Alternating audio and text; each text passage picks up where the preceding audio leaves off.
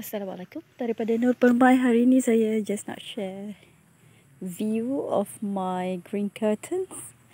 Green curtains ni dah lama juga saya tanam, dalam maybe almost 2 years kot, ataupun 1 year and a half. Dan dia masih lagi produktif. Dia macam dormant sekejap, lepas tu ada balik. This is the probably the third cycle of the ni lah, production.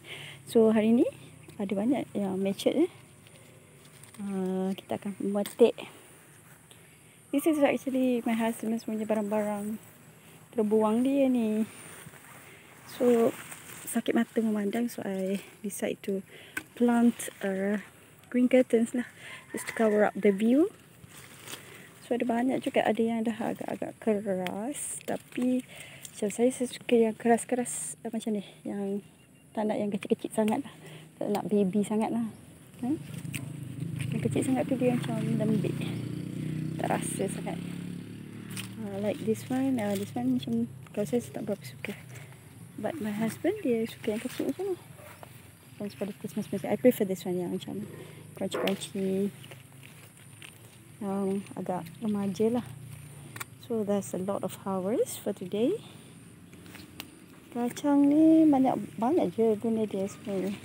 Kita boleh goreng dengan telur, kita boleh buat kerabu dan macam-macam lah. Masak lemak pun actually boleh, but I haven't tried.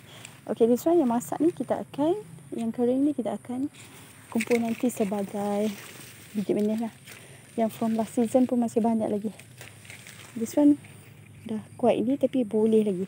Ini kalau kerabu sedap, sebab dia a bit crunchy gitu. So this is all the flowers. Actually kalau kita selak dalam pokok tu banyak lagi, tapi cukup lah untuk hari ni. Ni satu lagi, banyak lagi ni, boleh bagi jiran.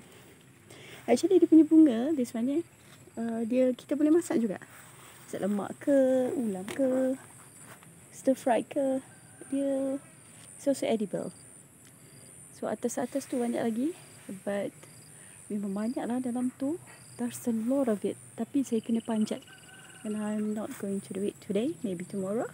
So sekian saja daripada Nur Permai. Tu ada satu lagi store tu yang nak kena letak green curtain. Yang ni saya just tanam atas tanah macam tu je, tapi dia ada produktif juga. Tadi dah kutip beberapa biji.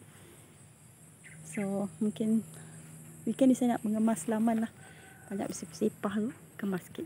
Okay, bye. Assalamualaikum.